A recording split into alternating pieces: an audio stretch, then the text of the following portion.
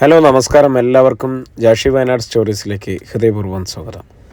എല്ലാവർക്കും ക്രിസ്മസ് ആശംസകൾ. കെ മൗസസിൻ്റെ വൈരം എന്ന നോവലിൻ്റെ 13ാമത്തെ അധ്യായമാണ് നമ്മൾ കേൾക്കുന്നത്. വിൻഡോയിലൂടെ തങ്ങളുടെ നേരെ ചൂണ്ടിയിരിക്കുന്ന തോക്ക് കണ്ട് ചന്ദ്രശേഖരും DFO പ്രശാന്തും ഭയന്നുപോയി. കുനിഞ്ഞ് അകത്തേക്ക് നോക്കിക്കൊണ്ട് SP മനു ശങ്കർ ആക്രോശിച്ചു. വെളിയിലിറങ്ങ്, അനുസരിക്കുന്നതാണ് നിങ്ങൾക്ക് നല്ലത്. ആ ഭീഷണിയുടെ സ്വരം കേട്ടപ്പോൾ ചന്ദ്രശേഖർ അലറി. കൊല്ലടാ ഞങ്ങളെ! ചന്ദ്രശേഖർ തോക്ക് പിടിച്ചിരുന്ന കയ്യിൽ പിടിച്ച് അകത്തേക്ക് വലിച്ചു. മനു ശങ്കറിൻ്റെ ശിരസും ചുമലും അകത്തേക്ക് വീണു. തോക്ക് തട്ടിക്കളഞ്ഞ് ശിരസിൽ അമർത്തി പിടിച്ചുകൊണ്ട് ചന്ദ്രശേഖർ പ്രശാന്തിനെ കണ്ണു കാണിച്ചു. പ്രശാന്ത് കാറ് മുന്നോട്ടെടുത്തു. മുന്നിലേക്ക് ഓടി വന്ന പോലീസുകാർ നിരങ്ങി വരുന്ന കാറ് കണ്ട് രണ്ട് ഭാഗത്തേക്ക് മാറി. തകർന്ന ടയറുകൾ റോഡിലെറിഞ്ഞ് ശബ്ദമുണ്ടാക്കി. ഒരു ടയർ ഉരഞ്ഞ് മുറിഞ്ഞുപോയി. ഇതേ സമയം ഗുണ്ടകളിലിരുന്ന കാറ് പോലീസുകാരെ ഇടിച്ചു മാറ്റി മറ്റേ കാറിനെ പിന്തുടർന്നു. ഇതിനെല്ലാം നിമിഷങ്ങളെ വേണ്ടി വന്നുള്ളൂ. വിടരുതവരെ, CI രാജേന്ദ്രൻ ഉറക്കെ വിളിച്ചു പറഞ്ഞു. പോലീസ് ജീപ്പ് ഇറക്കി. പോലീസ് ഡ്രൈവർ ജീപ്പ് സ്റ്റാർട്ട് ചെയ്തു. രാജേന്ദ്രൻ 2 സബ് ഇൻസ്പെക്ടർമാരും അതിൽ കയറി. ഉരുണ്ട് മുന്നോട്ട് നീങ്ങിയ ജീപ്പിൻ്റെ പിന്നാലെ പോലീസുകാർ ചാടിക്കയറി. ജീപ്പ് അതിവേഗം പാഞ്ഞു.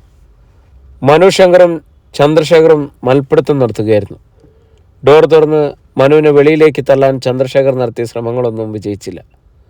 പ്രശാന്ത് ഡാഡിയെ സഹായിക്കാൻ ശ്രമിച്ചപ്പോൾ ചന്ദ്രശേഖർ ആക്രോശിച്ചു. നീ വേഗം കാറ് വിടറ! പോലീസുകാർ പിന്നാലെയുണ്ട്. മുന്നോട്ട് കുനിഞ്ഞ് റിമ്മുകൾ ഉരച്ചുകൊണ്ട് ആ കാറിൻ്റെ യാത്ര അധിക നേരം എത്തുകയില്ലെന്ന് ചന്ദ്രശേഖറിന് അറിയാമായിരുന്നു. ചന്ദ്രശേഖർ, കീഴടങ്ങുന്നതാണ് നല്ലത്. നിങ്ങളെ രക്ഷപ്പെടാൻ ഞാൻ അനുവദിക്കില്ല. മനു ശങ്കർ ആക്രോശിച്ചു. നിനക്ക് ഞങ്ങൾ കീഴടങ്ങുന്ന പ്രശ്നമില്ലടാ. ചന്ദ്രശേഖർ മനുവിൻ്റെ മുഖത്ത് ഇടിച്ചു. കവളിലെ മാംസം അസ്ഥിയിൽ നിന്നും വേർപെട്ടതുപോലെ തോന്നി മനു ശങ്കറിന്. പിന്നിൽ വന്ന കാറ് അവരെ കടന്ന് ബ്രേക്ക് ഇട്ടു. സാറേ, ഈ കാറിൽ കയറിക്കോ, അതിൽ നിന്നിറങ്ങിയ ഗുണ്ടകൾ വിളിച്ചു പറഞ്ഞു. മനു ചന്ദ്രശേഖറിൻ്റെ മുഖത്തിടിച്ചു. അയാളുടെ തലമുടിയിൽ പിടിച്ചു വലിച്ച് അയാളുടെ ശിരസ് പ്രശാന്തിൻ്റെ നേരെ ആഞ്ഞു തള്ളി. ശിരസുകൾ തമ്മിൽ കൂട്ടിയിടിച്ചപ്പോൾ പ്രശാന്തിന് അല്പനേരത്തേക്ക് അന്ധത ബാധിച്ചു. അയാളുടെ കാറ് മുന്നിലെ കാറിൽ ചെന്നിടിച്ചു. അടുത്തയിടിക്ക് മനു പ്രശാന്തിനെ വീഴ്ത്തി. അപ്പോഴേക്കും ഗുണ്ടകൾ ഓടി വന്ന് SP മനുവിനെ പിടികൂടി ഡോറിൽ നിന്നും വലിച്ചിറക്കി. മരണക്കുടുക്കിൽ നിന്നും രക്ഷപ്പെട്ടതുപോലെ മനു ശങ്കർ കിതയ്ക്കുന്നുണ്ടായിരുന്നു. അതുവരെ താനങ്ങനെ അവിടെ തൂങ്ങിക്കിടന്നുവെന്ന് ഓർത്ത് അത്ഭുതം കൊള്ളുകയും ചെയ്തു. തലങ്ങും വിലങ്ങും അടി വീണു. മനു ശങ്കർ കാറിൽ നിന്നും ചന്ദ്രശേഖർ വലിച്ചിറക്കി അയാളെക്കൊണ്ട് അടിതെടുത്തു. ഗുണ്ടകളുടെ അടിയേറ്റ് ചന്ദ്രശേഖർ അലറി. നിർത്തടാ! ഗുണ്ടകൾ പിൻവാങ്ങി. ഇവനെ പിടിച്ച് കാറിലിട്! പ്രശാന്തിൻ്റെ ആജ്ഞ കിട്ടിയപ്പോൾ ഗുണ്ടകൾ മനുവിനെ പൊതിഞ്ഞ് മനു ശങ്കർ അവരെ ഒറ്റയ്ക്ക് അടിച്ചു നിന്നു. കാറുകളുടെ വെളിച്ചത്തിലിരുന്നു ആ സംഘടന. നമ്മുടെ കാർ ഇവിടെ ഇട്ടിട്ട് പോകുന്നത് അപകടമാണ്. വടമിട്ട് കെട്ട്, ചന്ദ്രശേഖർ നിർദ്ദേശിച്ചു. 2 പേര് കാറിൻ്റെ ഡിക്കിയിൽ നിന്നും കയറെടുത്തു. ഫോറിൻ കാറ് മറ്റേ കാറിൻ്റെ പിന്നിൽ കെട്ടി. കാറിൽ കയറാൻ തുടങ്ങിയ പ്രശാന്തിനെ മനു ശങ്കർ പിടികൂടി. മനുവിൻ്റെ നേർക്കൊരാൾ കയറ് കൊടുക്കെറിഞ്ഞു. തന്നെ ചുറ്റിയഴിയുന്ന കയർ കൊണ്ട് തന്നെ മനു പ്രശാന്തിനെയും കെട്ടി. ഗുണ്ടകൾ പാടെ പരാജയപ്പെട്ടുപോയി. നിന്നെ കൊന്നേ ഞാൻ ചാവും. മനു ശങ്കർ പ്രശാന്തിൻ്റെ മുഖത്തിടിച്ചു. അയാളുടെ വായിൽ നിന്നും ചോര ഒഴുകി. ഒറ്റക്കയറിൽ കുടുങ്ങി നിന്ന് അയാളുടെ ശ്വാസം മനുവിൻ്റെ മുഖത്ത് അടിക്കുന്നുണ്ടായിരുന്നു. വായിൽ നിറഞ്ഞ ചോര പ്രശാന്ത് മനുവിൻ്റെ മുഖത്തേക്ക് ആഞ്ഞു തുപ്പി. പക്ഷേ തല വെട്ടിച്ചു കളഞ്ഞു. മനുവിൻ്റെ കഴുത്തിൽ പിടിക്കാനായി ഞെരിക്കാനായി പിന്നിൽ നിന്നും വന്ന ചന്ദ്രശേഖറിൻ്റെ മുഖത്താണ് ആ ചോര തെറിച്ചു വീണത്. കണ്ണറിയാതെ അയാൾ ഇരുട്ടിൽ തപ്പി. അപ്പോൾ ശക്തിയേറെ വെളിച്ചം മുഖത്തേക്ക് വീണ്ടും. പോലീസ്! ഗുണ്ടകൾ വിളിച്ചു പറഞ്ഞു. കാർ സ്റ്റാർട്ട് ചെയ്യാൻ ആർക്കും കഴിഞ്ഞില്ല. അതിനു മുമ്പ് CI രാജേന്ദ്രനും സംഘവും അവരെ വളഞ്ഞു കഴിഞ്ഞിരുന്നു. കയറിൻ്റെ ചുറ്റഴിയുന്നതിന് മുമ്പ് പ്രശാന്തിൻ്റെ കൈകളിൽ വിലങ്ങുകൾ വീണു. നിനക്കെൻ്റെ ശവം വേണമല്ലേ? മനു ശങ്കർ പ്രശാന്തിൻ്റെ മുഖം പിടിച്ചുയർത്തി ഒരടി കൊടുത്തു. എവിടെ എൻ്റെ തന്തക്കഴുവേറി? മനു പ്രശാന്തിനെ ഇട്ട് തിരിച്ചു. മനുഷ്യനെ ഭ്രാന്ത് പിടിപ്പിക്കുന്ന വിഷലഹരി വിറ്റല്ലേ അവൻ കോടീശ്വരനായത്? രാജേന്ദ്ര, അവനിങ്ങ് കൊണ്ടുവാ! SP ആക്രോശിച്ചു. സാർ, ചന്ദ്രശേഖരൻ ഇവിടെ ഇല്ല. രാജേന്ദ്രൻ മുന്നോട്ട് വന്നു. ആ, പിന്നെയും അവൻ രക്ഷപ്പെട്ടോ? കൂടുതൽ ദൂരം പോയിട്ടുണ്ടാവില്ല. പിടിക്ക്, വേഗം വേണം, മനു അലറി. അവിടേക്ക് വന്ന ഒരു ജീപ്പിൽ കയറി CI രാജേന്ദ്രൻ മുന്നോട്ട് പോയി. റോഡിലൂടെ കുതിച്ചോടുകയായിരുന്നു ചന്ദ്രശേഖരൻ. ഇതുവരെ നടത്തിയ സംഘടനത്തിൻ്റെ ക്ഷീണം അയാളെ വല്ലാതെ തളർത്തിയിരുന്നു. വല്ലാതെ കിതയ്ക്കുകയും ഭയപ്പെടുകയും ചെയ്തു അയാൾ. വാഹനത്തിൻ്റെ ശബ്ദം പിന്നിൽ നിന്നും കേട്ടപ്പോൾ അത് പോലീസിൻ്റെതാണെന്ന കാര്യത്തിൽ ചന്ദ്രശേഖരന് സംശയമില്ലായിരുന്നു. അയാൾ ഓടയിൽ പുല്ലുകൾക്കിടയിലേക്ക് വീണു. ശ്വാസം അടക്കി കിടന്നു. ജീപ്പ് അയാളെ കടന്നുപോയി. ചന്ദ്രശേഖരൻ എഴുന്നേറ്റ് ജീപ്പിന് പിന്നാലെ പോയി. എങ്ങനെയെങ്കിലും തനിക്ക് ഒളിസങ്കേതത്തിലെത്തിയാൽ മതി. വീട്ടിൽ ചെന്ന പോലീസ് അവിടെ എത്തും. മനോശങ്കറിന് പകയുണ്ട്. അയാൾ അടങ്ങിയിരിക്കില്ല. തങ്ങൾക്ക് നഷ്ടം വന്ന ലഹരി മരുന്നിനെ പറ്റി ഓർത്തപ്പോൾ ചന്ദ്രശേഖരന് തല മരവിക്കുന്നത് പോലെ തോന്നി. പൊള്ളയായ തടിക്കുള്ളിൽ വെള്ളം പമ്പ് ചെയ്ത് കഞ്ചാവ് കഴുകിയിട്ട് പ്രഷറിൽ വെച്ച് അമർത്തിയ ഏറ്റവും മുന്തിയ കഞ്ചാവ്. എന്നിട്ട് അതിൽ നിറച്ചു. തടിയുടെ പുറത്ത് വിടവ് കാണാത്ത വിധം മെഴുകുതിരി വെച്ചും അതേ തടിയുടെ പൗഡർ വെച്ചും അടച്ചു. പഴക്കം വരുത്താനായി ഒരു ചെളിയിലിട്ടു 2 മാസം. ഒരിക്കലും മാർക്കും കണ്ടുപിടിക്കാൻ പറ്റാത്ത വിദ്യയാണെന്നാണ് താൻ കരുതിയത്. ആദ്യം തന്നെ ആ ചെകുത്താൻ കണ്ടുപിടിച്ചു. തൻ്റെയും കുടുംബത്തിൻ്റെയും അന്തസ്സും അഭിമാനവും എല്ലാം ഇതോടെ തീർന്നു. ഏന്തി വലിഞ്ഞോടുന്നതിനിടയിൽ ചന്ദ്രശേഖരൻ വിലപിച്ചു. പിന്നിൽ നിന്നും പിന്നെയും ഒരു വാഹനത്തിൻ്റെ വെളിച്ചം ദേഹത്ത് തട്ടിയപ്പോൾ അയാൾ റോഡിനരികിലേക്ക് ഓടിമാറി. അത് പോലീസ് ജീപ്പല്ലെന്നും ഒരു കാറാണെന്നും കണ്ടപ്പോൾ അയാൾ റിവോൾവർ എടുത്തുകൊണ്ട് റോഡിന് നടുവിലേക്ക് കയറി നിന്നു. നിർത്തടാ, അല്ലെങ്കിൽ ചുട്ടുകളയും ഞാൻ, അയാൾ അലറി. കാറ് മുന്നിൽ വന്നു നിന്നു. മുഖം മറച്ചുകൊണ്ട് അയാൾ വാതിലിന് നേരെ ചെന്നു. ഡ്രൈവറുടെ നേരെ ചൂണ്ടി. തോക്ക് ഭീഷണിപ്പെടുത്തി. ഇറങ്ങടാ, ജീവൻ വേണമെങ്കിൽ. അയാൾ മിഴിച്ചിരിക്കുന്നുണ്ട്. ചന്ദ്രശേഖർ ഒരു കൈ കൊണ്ട് അവൻ്റെ കോളറിനെ പിടിച്ച് വലിച്ച് ചാടിച്ചു. ദേഷ്യത്തോടെ ചവിട്ടിയ കാലിൽ പിടിച്ച് അയാൾ ചന്ദ്രശേഖരനെ താഴെയിട്ടു. ഡാഷ് മോനെ, കാറ് തട്ടിയടിക്കാൻ ശ്രമിക്കുന്നോടാ. അയാൾ ചന്ദ്രശേഖരനെ നെഞ്ചിലിടിച്ചു. ആ ശബ്ദം ചന്ദ്രശേഖർ തിരിച്ചറിഞ്ഞു. നെഞ്ചിൽ ഏറ്റ വേദനയിൽ ഞരങ്ങുന്നതിനിടയിൽ അയാൾ വിളിച്ചു, അമര, ആരാണത്? ഞാൻ ചന്ദ്രശേഖരാടോ. ഇതെന്തു പറ്റി? മുതലാളി രാത്രിയിൽ പിടിച്ചോറിയും തുടങ്ങിയോ? അല്ലടോ, ഒരു അപകടം പറ്റി. നീ എന്നെ ഒന്ന് രക്ഷിക്കാം അമര. ചന്ദ്രശേഖരൻ എഴുന്നേറ്റ് കാറിൽ കയറിയിരുന്നു. എത്രയും വേഗം എന്നെ എവിടെയെങ്കിലും കൊണ്ടുവന്ന് ഒളിപ്പിക്കുക. എൻ്റെ ഭാഗ്യത്തിനാണ് നിന്നെ ഞാൻ കണ്ടത്. ഞാൻ അറിയാതെയാണ് സാറിനെ ഇടിച്ചത്. അതുപോട്ടെ, അതിലും വലുതാ പ്രശ്നം. എന്താ പറയ്? കഞ്ചാവിലോടുമായി വന്ന പ്രശാന്തിനെ മനുശങ്കർ പിടിച്ചു. ഞാൻ രക്ഷപ്പെട്ടു വന്നതാണ്. അമരൻ നടുങ്ങി. ഒപ്പം കാറ് മുന്നോട്ട് പോവുകയും ചെയ്തു. നമ്മുടെ ചരക്ക് പോയോ? എന്നാ വരുന്ന നഷ്ടത്തെപ്പറ്റി എനിക്ക് ചിന്തിക്കാനേ വയ്യ. ശ്രീലങ്കയിലെ ടെററിസ്റ്റുകൾക്ക് വേണ്ടി ആയുധം വാങ്ങിക്കാനുള്ളതാണ്. പാകിസ്ഥാനിൽ നിന്നുള്ള ആൾ നാളെ എത്തും. പദ്ധതികളെല്ലാം തകർന്നടാ അമര. എന്നാൽ പിന്നെ ഞാനിനി ജീവനോടെ ഇരുന്നിട്ട് കാര്യമില്ല. പറയൂ, എന്താണുണ്ടായത്? അമരൻ ആക്രോശിച്ചു. കാലറിയാതെ ആക്സിലേറ്ററിൽ അമർന്നു. ഇരുട്ടിൻ്റെ വെളിച്ചത്തിൽ ഗുഹ നിർമ്മിച്ചുകൊണ്ട് കാറ് മുന്നോട്ട് കുതിച്ചു. ആ വേഗത ചന്ദ്രശേഖരനെയും ഭയപ്പെടുത്തി. അമര, എന്താ ഉണ്ടായതെന്ന് പറയൂ. അയാൾ മുരണ്ടു. പോലീസ് ജീപ്പ് ഒരിടത്ത് നിർത്തിയിട്ടിരിക്കുന്നത് കണ്ടു. ഇമയനക്കുന്ന നേരം കൊണ്ട് കാർ അതിന് കടന്നുപോയി. നടന്നതെല്ലാം ചന്ദ്രശേഖരൻ ഒറ്റ ശ്വാസത്തിൽ പറഞ്ഞു കേൾപ്പിച്ചു.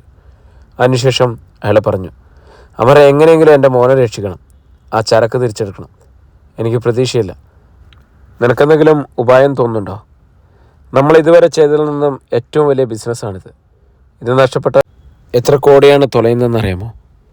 10 പോലീസുകാരെ കൊന്നിട്ടായാലും നിങ്ങൾക്ക് ആ ലോഡ് രക്ഷപ്പെടുത്താൻ പാടില്ലായിരുന്നു. അമരൻ അമർഷം പൂണ്ടു. ഞാനല്ലല്ലോ പ്രശാന്തും വേലുപ്പിള്ളയല്ലേ കൂടെ ഉണ്ടായിരുന്നത്. വേലുപ്പിള്ള അകത്താ. നടന്നതിനെപ്പറ്റി ആലോചിച്ചിട്ട് കാര്യമില്ല. ഇനി എന്തെങ്കിലും ചെയ്യാൻ പറ്റുമെന്ന് നോക്ക്. ആ നർക്കോട്ടിക് ഡിപ്പാർട്ട്മെൻറ്റിലെ ഉദ്യോഗസ്ഥന്മാർക്ക് പണം കൊടുത്ത് ഒതുക്കാം. SP മനുശങ്കറെ എങ്ങനെ കൈകാര്യം ചെയ്യാം? മാർഗമുണ്ട്, കടുങ്കയാണ്, അമരൻ പറഞ്ഞു. എന്തായാലും വേണ്ടില്ല, എനിക്കെൻ്റെ മാനെ കിട്ടണം. ആ ലോഡിൻ്റെ പകുതി നിൻ്റേതാണ്. അത് നിനക്ക് വേണ്ടേ? ചന്ദ്രശേഖരൻ ചോദിച്ചു. ടെററിസ്റ്റുകളെ ഇറക്കേണ്ടി വരും. ഇറക്കടാ. നേരം വെളുക്കും മുമ്പ് അത് സാധിച്ചില്ലെങ്കിൽ പിന്നെ ജീവനോടെ ഇരുന്നിട്ട് കാര്യമില്ല. ചന്ദ്രശേഖരൻ്റെ പ്രതാപങ്ങളെല്ലാം ഒരു നിമിഷം കൊണ്ട് തീരും. തെരുവ് തണ്ടികൾക്ക് പോലും പുച്ഛിക്കുന്നത് ഞാൻ കാണേണ്ടി വരും. DFO ആയ എൻ്റെ മകൻ ഇടികൊണ്ട് ചതഞ്ഞ് ഇരുമ്പഴിക്കുള്ളിൽ സിമൻറ്റ് തറയിൽ കിടന്ന് മൂട്ടകടി കൊള്ളേണ്ടി വരും. ഇതൊന്നും സംഭവിക്കില്ല. നാളെ നമുക്ക് കുറേ പേരുടെ ശവസംസ്കാരത്തിൽ പങ്കുകൊള്ളാം. അമരൻ എന്തോ നിശ്ചയിച്ചുറച്ചതുപോലെ പറഞ്ഞു. അമരൻ സത്യമാണോ?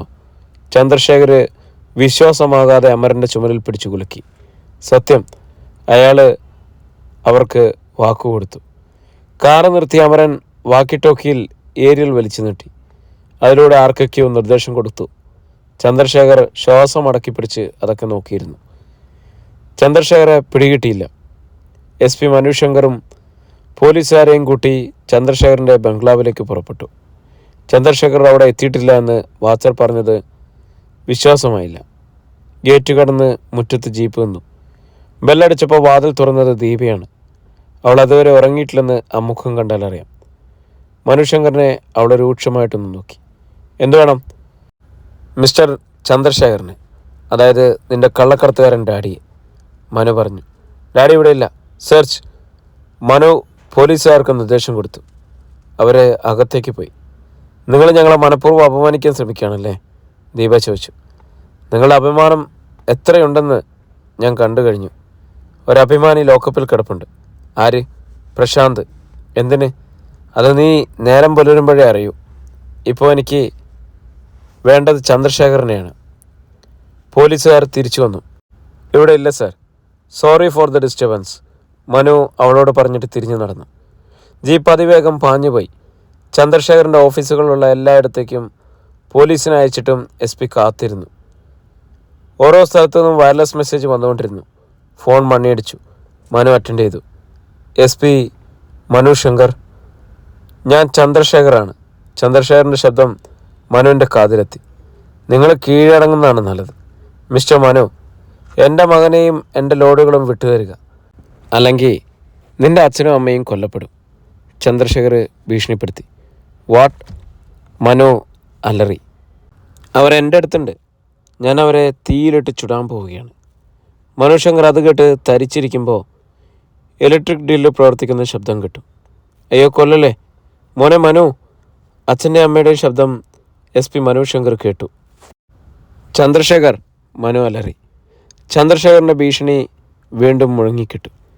എൻ്റെ ലോഡും എൻ്റെ മകനെയും തന്ന ഇവരെ ജീവനോടെ തരും, അല്ലെങ്കിൽ ചുട്ടുപഴുത്ത ലോഹം ശരീരത്തമർന്ന് കത്തുന്നത് പോലെ ശബ്ദവും അമ്മയുടെ നിലവിളിയും കേട്ട് മനുവിൻ്റെ കണ്ണുകളിലേക്ക് ഇരുട്ട് കയറി. അധ്യായം 31. അമ്മേ. ആ നിലവിളി കേട്ടപ്പോഴുണ്ടായിരുന്ന ഷോക്കിൽ SP മനു ശങ്കർ ഫോണിലൂടെ വിളിച്ചു. കണ്ണുകളിൽ ഇരുട്ട് കയറി. അമ്മയും അച്ഛനും ചന്ദ്രശേഖറിൻ്റെ കസ്റ്റഡിയിലാണ്. ഏത് അപകട സമയത്തും പതറാതെ നിൽക്കുന്ന മനു ശങ്കറിൻ്റെ പോലീസ് ബുദ്ധി പ്രവർത്തിച്ചു. മേശപ്പുറത്തിരുന്ന പാഡിൽ പെട്ടെന്ന് കുത്തിക്കുറിച്ച് ആ താള് കയറി തന്നെ ഉറ്റുനോക്കി നിൽക്കുന്ന ASP അക്ബറിന് നൽകി. അക്ബർ കടലാസിൽ നോക്കി. ഈ കോള് വരുന്നത് എവിടെ നിന്നാണെന്ന് കണ്ടുപിടിക്കുക. അക്ബർ വേഗം അടുത്ത മുറിയിലേക്ക് പോയി. ഫോൺ എക്സ്ചേഞ്ചുമായിട്ട് ബന്ധപ്പെട്ടു. കേട്ടല്ലോ, രാജമേനോനെയും ഡോക്ടർ രേവതിയമ്മയും നിനക്ക് വേണമെങ്കിൽ പ്രശാന്തിനെ എനിക്ക് വിട്ടുതരണം. പത്രങ്ങൾ ഇതറിയരുത്. ചന്ദ്രശേഖറിൻ്റെ ശബ്ദം വീണ്ടും. ഗ്യാസ് വെൽഡ് ചെയ്യുന്നതിൻ്റെ ശബ്ദം. ചന്ദ്രശേഖർ, നിങ്ങൾ പോലീസിനോട് കളിക്കരുത്. നിങ്ങളുടെ കുടുംബം പിന്നെ ബാക്കിയുണ്ടാവില്ല. മനുശങ്കർ പറഞ്ഞ് അവസാനിക്കുന്നതിന് മുമ്പ് തന്നെ ചന്ദ്രശേഖർ തുറന്നു. ഈ സംഭവം പുറത്തറിഞ്ഞാൽ നിൻ്റെ അന്തസ്സും അഭിമാനം എല്ലാം നീർക്കുമുള്ള പോലെ പോവില്ലേ? ഇനി എനിക്ക് മേലും കീഴും നോക്കാനില്ല. നേരം വെളുക്കുന്നവരെ ഞാൻ സമയം തരുന്നു. അതിനുള്ളിൽ എൻ്റെ മകനും ലോഡും എൻ്റെ അടുത്തെത്തണം. എന്നിട്ട് നേരിട്ട് ഇവരെ രക്ഷിക്കാമെന്ന് കരുതണ്ട. ഈ പരിസരത്ത് ഒരു പോലീസുകാരൻ്റെ തല കണ്ടാൽ ഇവരെ ഞാൻ പെട്രോളിൽ മുക്കി മനുഷ്യപ്പന്തം പോലെ കത്തിക്കും. ഒറ്റ ശ്വാസത്തിൽ ഭീഷണി മുഴക്കിയിട്ട് ചന്ദ്രശേഖരൻ ഫോൺ ക്രാഡിലേക്കിട്ടു. അയാൾ പറഞ്ഞതുപോലെ പ്രവർത്തിക്കാൻ മടിക്കുകയില്ലെന്ന് മനുശങ്കറിന് തോന്നി. സാർ, ഈ നമ്പറിൽ നിന്നാണ് അയാൾ വിളിച്ചത്. അക്ബർ 6 നമ്പർ കുറിച്ചെടുത്തു കൊണ്ടുവന്നു. ഇതാരുടെ ഫോണാണ്? മനു തിരക്കി. എക്സ്ചേഞ്ചിൽ നിന്നുള്ള ഫയൽ നോക്കി പറയാൻ ആവശ്യപ്പെട്ടിരിക്കുകയാണ്. 10 നിമിഷങ്ങൾക്കുള്ളിൽ കിട്ടും. ആ ഫോണിൻ്റെ ലൊക്കേഷൻ എവിടെയാണ്? നഗരത്തിൽ തന്നെ. മനുശങ്കർ വീട്ടിലേക്ക് വിളിച്ചു. അവിടെ എന്താണ് സംഭവിച്ചതെന്നറിയില്ല. അമരൻ ബോംബെറിഞ്ഞതിന് ശേഷം കനത്ത സെക്യൂരിറ്റി അവിടെ ഉണ്ടായിരുന്നു. അവരൊക്കെ ഇപ്പോൾ ജീവനോടെ ഉണ്ടോ? ഫോൺ ഫോൾട്ടാണ്. ഉടനെ വയർലെസ്സിൽ IG-യുമായി ബന്ധപ്പെട്ടു. പ്രശാന്തിനെ വിട്ടയക്കാൻ നിർദ്ദേശിച്ച അദ്ദേഹത്തിന് മറുപടി പ്രതീക്ഷിക്കുന്നുണ്ടാവും. ലൈനിൽ കിട്ടിയപ്പോൾ അദ്ദേഹത്തോട് വിവരം പറഞ്ഞു. എന്താണ് മിസ്റ്റർ മനുശങ്കർ ചെയ്യാൻ പോകുന്നത്? അദ്ദേഹം ചോദിച്ചു. ആ സ്മഗ്ലർക്ക് തോറ്റു കൊടുക്കുന്ന പ്രശ്നമല്ലേ സാർ? നിങ്ങളുടെ മാതാപിതാക്കളെ അയാൾ കൊന്നാലോ? വെളുക്കുന്നതിന് മുമ്പ് ഞാൻ അയാളെ കസ്റ്റഡി ചെയ്യും സാർ. Best of luck. മുഴുവൻ ഫോഴ്സിനെയും മനുശങ്കറിന് ഉപയോഗിക്കാം. അന്വേഷണത്തിലെ പുരോഗമനം എന്നെ ഒന്ന് അറിയിച്ചുകൊണ്ടിരിക്കണം സാർ.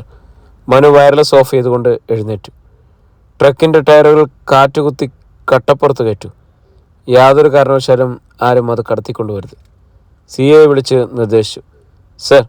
CA വെളിയിലേക്ക് പോയി. ആ ഫോൺ നമ്പർ ഏതാണ്? ASP നോക്കി. ASP അക്ബർ പറഞ്ഞു. രാമരാജൻ്റെ വർക്ക്ഷോപ്പാണ് സർ. എവിടെയാണത്? ടെർമിനൽ സ്റ്റേഷൻ്റെ വലതുവശത്ത്. ഒരു വശത്ത് കായലാണ്. അക്ബറും CA രാജേന്ദ്രനും മഫ്റ്റിയിൽ തൻ്റെ കൂടെ ഉണ്ടാവണം. 3 ജീപ്പുകൾ വർക്ക്ഷോപ്പിൽ നിന്നും 1 ഫർലോങ് മാറി കാത്തു നിൽക്കണം. B kick. പുറത്തേക്ക് നടക്കുന്നതിനിടയിൽ മനു നിർദ്ദേശിച്ചു. സർ. മനു ജീൻസും ജാക്കറ്റും ക്യാപ്പും വെച്ച് പുറത്തു വന്നപ്പോൾ പോലീസ് ലോറി കട്ടപ്പുറത്ത് കയറ്റുകയായിരുന്നു. പ്രശാന്തിൻ്റെയും ചന്ദ്രശേഖറിൻ്റെയും ഫോറിൻ കാറുകൾക്കിടയിലൂടെ മനു ജീപ്പിലേക്ക് ചെല്ലുമ്പോൾ ഒരു കാർ പാഞ്ഞു വന്ന് നിന്നു. ഗീതയും 2 കോൺസ്റ്റബിൾസും അതിൽ നിന്നും ചാടിയിറങ്ങി. അച്ഛനും അമ്മയും കുറേ അക്രമികളെ പിടിച്ചുകൊണ്ടുപോയി. ഗീതി ഗദ്ഗദത്തോടെ പറഞ്ഞു. അറിഞ്ഞു. ചന്ദ്രശേഖരല്ലേ? അല്ല, അമരനും കുറേ തമിഴ് സംസാരിക്കുന്നവരും. ഗീതി പറഞ്ഞു. ഒരു ആംബുലൻസിൽ സിഗ്നലിട്ടാണ് അവർ വന്നത്. വന്ന ഉടൻ സെക്യൂരിറ്റി ഗാർഡുകളെ വളഞ്ഞു. പിന്നീട് വാതിൽ ചവിട്ടിപ്പൊളിച്ച് അച്ഛനെയും അമ്മയും വലിച്ചിഴിച്ചു കൊണ്ടുപോയി. ആംബുലൻസിലേക്ക് ഇട്ടു. തടയാൻ ചെന്ന എന്നെയും ഇന്ദുവിനെയും തല്ലി. തോക്കുകൊണ്ട്. ഒന്നുകൂടി എതിർത്ത് പറഞ്ഞാൽ അവർ കൊന്നുകളയുമായിരുന്നു. എല്ലാവരുടെയും കയ്യിൽ AK-47 ആയിരുന്നു സർ, കോൺസ്റ്റബിൾ പറഞ്ഞു. നിമിഷ നേരം കൊണ്ട് അവർ വന്നതുപോലെ ആംബുലൻസ് വിട്ടുപോയി. ഫോൺ ചെയ്ത വിവരം അറിയിക്കാൻ സാധിച്ചില്ല. ആ പ്രദേശത്ത് ഒരിടത്തും ഫോൺ പ്രവർത്തിക്കുന്നില്ല. ഞങ്ങൾ അടുത്തൊരു കാറുള്ള വീട്ടുകാരെ വിളിച്ചെഴുന്നേൽപ്പിച്ച് പുറപ്പെടുകയായിരുന്നു. വരുന്ന വഴിക്ക് ഫോൺ ലൈനുകൾ മുറിഞ്ഞു കിടക്കുന്നതും കണ്ടു. ശരി, നിങ്ങൾ പോയിക്കോളൂ സർ. അമ്മ. ഗീതയ്ക്ക് തന്നെക്കാൾ ദുഃഖമുണ്ടെന്ന് മനുവിന് തോന്നി. അവൾ കരയുകയായിരുന്നു. പോലീസുകാർ ജീപ്പുകളിൽ ഓടി വന്ന് കയറി. മഫ്റ്റിയിൽ അക്ബറും രാജേന്ദ്രനും വന്നു. മനു കയറിയതോടെ സിഗ്നലിട്ട ജീപ്പുകൾ പാഞ്ഞുപോയി. SP വാച്ചിൽ നോക്കി. 4 മണി. പ്രഭാതത്തിന് ഇനി 2 മണിക്കൂർ കൂടി. റെയിൽവേ ടെർമിനൽസിൽ ഒരു രാത്രി വണ്ടി വന്നു നിന്നു. ആളുകൾ പുറത്തേക്ക് ഇറങ്ങുമ്പോൾ പോലീസ് ജീപ്പുകൾ അവിടെ വന്നു നിന്നു. ആരെയോ VVIPയെ പ്രതീക്ഷിക്കുന്നത് പോലെ നിങ്ങളിവിടെ നിൽക്കണം. എൻ്റെ വയർലെസ് മെസ്സേജ് തന്നാലുടൻ രാമരാജൻ്റെ എഞ്ചിനീയറിംഗ് ബിൽഡിങ്ങിൻ്റെ 3 വശത്തു നിന്നും വളയണം. പൊസിഷൻ അറിയാലോ? SP എല്ലാവർക്കും നിർദ്ദേശം കൊടുത്തു. സർ. മനുശങ്കറും അക്ബറും രാജേന്ദ്രനും റോഡിലൂടെ ആ കെട്ടിടത്തിനടുത്തേക്ക് നടന്നു. മഴ പെയ്യുന്നതിനാൽ റോഡിൽ ഓയിൽ കലർന്ന കറുത്ത വെള്ളമായിരുന്നു. മൂടൽമഞ്ഞ് മെർക്കുറി ലാമ്പുകൾ മിനിഞ്ഞു കത്തുന്നുണ്ടായിരുന്നു. ഫാക്ടറി പോലെ വലിയ കെട്ടിടം. മുകളിൽ 2 പേർ റോഡിലേക്ക് നോക്കി നിൽക്കുന്നു. അകത്ത് എന്തൊക്കെയോ യന്ത്രങ്ങൾ പ്രവർത്തിക്കുന്ന ശബ്ദം. ഇരുമ്പു മറകൾക്കുള്ളിൽ വെൽഡിംഗ് നടത്തുന്നതിൻ്റെ മിന്നൽ മുകളിലത്തെ ചില്ലുകളിൽ കാണാം. മൂവരും മതിലിനോട് ചേർന്ന് നടന്ന് തുറന്നു കിടന്ന വാതിലിലൂടെ അകത്ത് കടക്കാൻ തുടങ്ങിയതും അകത്തു നിന്നൊരു ട്രക്ക് റിവേഴ്സിൽ വന്നു. അതിൽ മുഖമടിച്ചു വീണ അവരെ അടിയിലാക്കി ട്രക്ക് പകുതിയോളം പുറത്തേക്കിറങ്ങി വന്നു. മരണം മുന്നിൽ കണ്ട നിമിഷമായിരുന്നത്. ആ ട്രക്ക് പിന്നോട്ട് വന്നതുപോലെ തന്നെ മുന്നോട്ടോടി ഒരു വശത്ത് നിന്നു. ട്രക്കിൻ്റെ മറവിലൂടെ അകത്തേക്ക് കയറുമ്പോൾ മൂവരും നെറ്റി തടവുന്നുണ്ടായിരുന്നു. വാച്ചിൽ നോക്കിയ മനുശങ്കർ കണ്ടത് ഗ്ലാസ് പൊടിഞ്ഞ് സൂചിയും ഡയലും വളഞ്ഞിരിക്കുന്നതാണ്. ഇടിയിൽ അത് സംഭവിച്ചിരിക്കുന്നു. കൂറ്റൻ വർക്ക്ഷോപ്പ് ക്രെയിനിലൂടെ ഒരു എൻജിൻ ഉയർത്തിക്കൊണ്ടുവരുന്നു. ഇതിൻ്റെ ഏതോ ഭാഗത്ത് ഓഫീസും ഗോഡൗണുകളും സ്റ്റോറും മറ്റുമുണ്ട്. നമുക്ക് കണ്ടുപിടിക്കേണ്ടത് അവിടെയാണ്, SP പറഞ്ഞു. സർ, അവിടെ ഒരു വാതിലുണ്ട്. ട്രക്കിനടിയിൽ കുനിഞ്ഞ് മറുഭാഗത്തേക്ക് നോക്കിക്കൊണ്ട് CA രാജേന്ദ്രൻ പറഞ്ഞു. ആ സംസാരം യന്ത്രങ്ങളുടെ ശബ്ദത്തിൽ ആരും കേൾക്കുന്നുണ്ടായിരുന്നില്ല. അവർ മുന്നോട്ട് നടന്നു. അവിടെ നിരനിരയായി പകുതി ബോഡി തീർത്ത ട്രക്കുകൾ കിടന്നതിനാൽ മുന്നോട്ട് പോകാൻ കഴിഞ്ഞില്ല. രാജേന്ദ്രൻ അക്ബറിനെയും മനുവിനെയും തോണ്ടി പിടിച്ച് പിന്നോട്ട് ചൂണ്ടിക്കാണിച്ചു. അവർ കടന്നു വന്ന വാതിക്കൽ കാൽപ്പാടുകൾ പരിശോധിക്കുകയാണ് 2 പേര്. നീല ഷർട്ടും കാലുറകളുമാണ് അവർ ധരിച്ചിരുന്നത്. ആ കാലുകൾ പിന്തുടർന്ന് അവർ ട്രക്കിനും തകരഭിത്തിക്കും ഇടയിൽ വന്നു. ഒരുവൻ ശക്തിയേറിയ ലൈറ്റ് ആ ഇരുട്ടിലേക്ക് തെളിച്ചു. അപ്പോഴേക്കും മനുശങ്കർ ട്രക്കിനടിയിലേക്ക് കുനിഞ്ഞു കഴിഞ്ഞിരിക്കുന്നു. പ്രിയരെ, നമ്മുടെ കഥ ഇവിടെ തുടരുകയാണ് കേട്ടോ. ഇതിൻ്റെ അടുത്ത ഭാഗമായിട്ട് നാളെ നമുക്ക് വീണ്ടും കാണാം. നല്ല പനിയും തലവേദനയും ഒക്കെയാണ്. എന്നാലും നമ്മുടെ എപ്പിസോഡ് മുടങ്ങാതിരിക്കാൻ വേണ്ടിയിട്ടാണ് ഇങ്ങനെ കുറച്ച് ഭാഗങ്ങൾ ചെയ്തു പോകുന്നത്. നാളെ കാണാമെന്നുള്ള പ്രതീക്ഷയിൽ നിങ്ങളുടെ സ്വന്തം ജാഷി വയനാട്.